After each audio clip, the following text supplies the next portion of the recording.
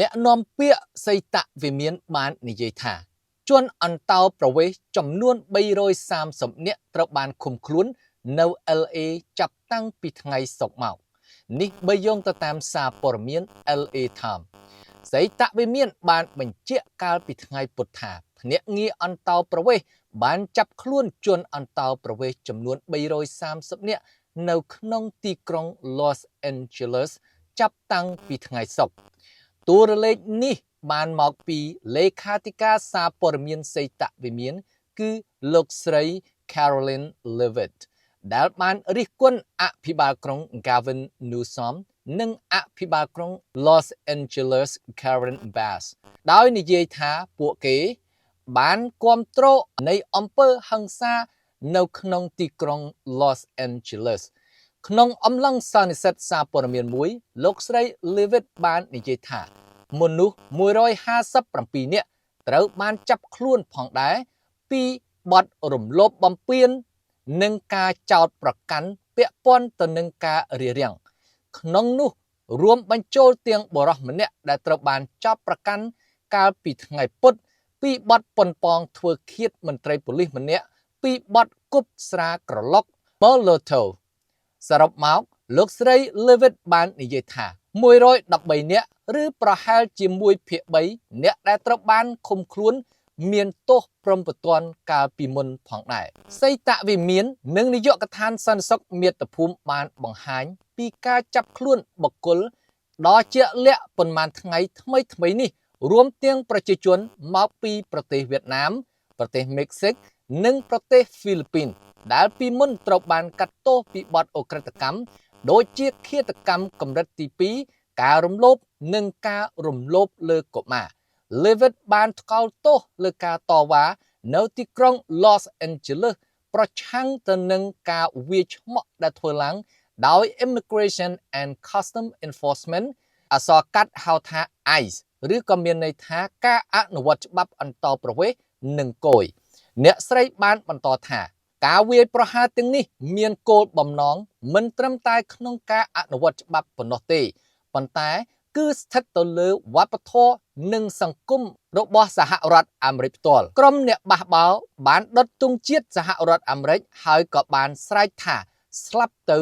ICE និងបានបាញ់ថ្នាំពណ៌ពាក្យស្លោកប្រឆាំងទៅនឹងសហរដ្ឋអាមេរិកលើអគារផ្សេងៗការបន្លឺសំឡេងរបស់លោក Donald Trump បានបញ្ជូនបន្តក្នុងប៉ុន្មានថ្ងៃថ្មីនេះលោកស្រី Leavitt បានរិះគន់អភិបាល Newsom និង Bass ដោយដាក់ឈ្មោះពួកគេថាជាអ្នកប្រជាធិបតេយ្យមូលវត្តនិយមអ្នកស្រី Bass បាននិយាយថារដ្ឋបាលបានចាប់ផ្ដើមយុទ្ធនាការដ៏ឃោរឃៅបំផុតមួយនៃការភូតកុហកដែលប្រទេសនេះមិនធ្លាប់ឃើញពីមន្ត្រីជាប់ឆ្នោតដែលបានស្ដីបន្ទោសប្រធានាធិបតី Donald Trump និងមន្ត្រីអនុវត្តច្បាប់ដ៏ក្លាហានចំពោះអំពើហិង្សានោះអ្នកស្រី Leavitt បាននិយាយថាអំពើហិង្សាដោយហ្វូងមនុស្សកំពុងតែត្រូវបានបញ្ឈប់អ ுக ្រិតជនដែលទទួលខុសត្រូវនឹងត្រូវបាននាំយកទៅកាត់ទោសយ៉ាងឆាប់រហ័សផងដែរហើយប្រតិបត្តិការរបស់រដ្ឋបាល Trump ចំពោះការចាប់ខ្លួនជនបរទេសខុសច្បាប់កំពុងតែបន្តមិនឈប់ឈរនោះទេមន្ត្រីទីប្រឹក្សាគោលនយោបាយព្រំដែនកំពូលរបស់លោក Donald Trump គឺលោក Tom Homan បានប្រាប់ NBC កាលពីថ្ងៃអង្គារថាការតវ៉ានៅទីក្រុង Los Angeles កំពុងតែធ្វើឲ្យការអនុវត្តច្បាប់អន្តោប្រវេសន៍មានការពិបាកនិងកាន់តែគ្រោះថ្នាក់ Leavitt បានចេញការព្រមានយ៉ាងម៉ឺងម៉ាត់ដល់បាតកោក្នុងទីក្រុងផ្សេងៗហើយអ្នកស្រីក៏បាននិយាយទៀតថានេះគឺជាសារដ៏ច្បាស់លាស់មួយផ្ញើទៅកាន់ពួកអ្នកឆ្វេងនិយមនៅក្នុងរដ្ឋផ្សេងៗទៀតនៃប្រទេសដែលកំពុងតែកម្រងធ្វើអំពើហិង្សាតាមក្នុងការរារាំងខិតខំប្រឹងប្រែងដើម្បីបញ្ឈប់កិច្ចខិតខំប្រឹងប្រែងនៃការនិរទេសទ្រង់ទ្រាយធំរបស់រដ្ឋបាលនេះអ្នកនឹងមិនជោគជ័យនោះទេក្រុមបាតកោបានធ្វើបាតកម្មនៅទីក្រុង Los Angeles ជាពិសេសទៅគឺបានប្រព្រឹត្តដោយអំពើហិង្សាមានការដុតឡានប៉ូលីសគប់ឡានប៉ូលីសហើយនឹងធ្វើឲ្យក្រុមមន្ត្រីប៉ូលីសនឹងមានការគ្រោះថ្នាក់ផងដែរ ជាពិសេសទៅអ្នកខ្លះក៏មានការត្រូវបែកក្បាលអ្នកខ្លះទៅ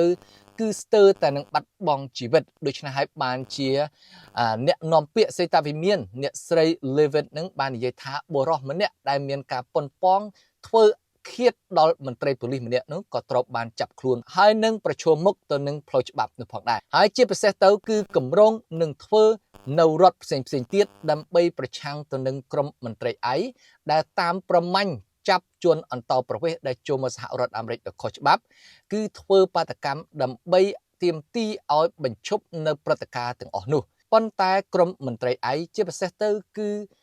ដូចជា Tom Homan ដែលជាអ្នកកម្ពូលផ្នែកព្រំដែននោះគឺបាននិយាយថាទោះបីជាមានការលំបាកនៅក្នុងការចាប់ឬក៏ប្រតិបត្តិការក៏ដោយក៏នៅតែបន្តធ្វើដរាបណាចាប់ជនអន្តោប្រវេសន៍ដែលចូលសហរដ្ឋអាមេរិកដោយខុសច្បាប់នោះមិនទាន់អស់ហើយចំពោះបងប្អូនវិញតើយល់ឃើញយ៉ាងណាដែរចំពោះព្រឹត្តិការណ៍បាតកម្មនៅទីក្រុង Los Angeles ហើយនឹងគម្រោងថានឹងធ្វើនៅរដ្ឋផ្សេងទៀតនោះបាទកុំភ្លេចសរសេរ comment នៅខាងក្រោមដើម្បីបញ្ចេញនៅការយល់ឃើញរបស់បងប្អូនទាំងអស់គ្នាហើយជាចុងក្រោយក៏សូមជូនពរឲ្យមានសុខភាពល្អទាំងអស់គ្នា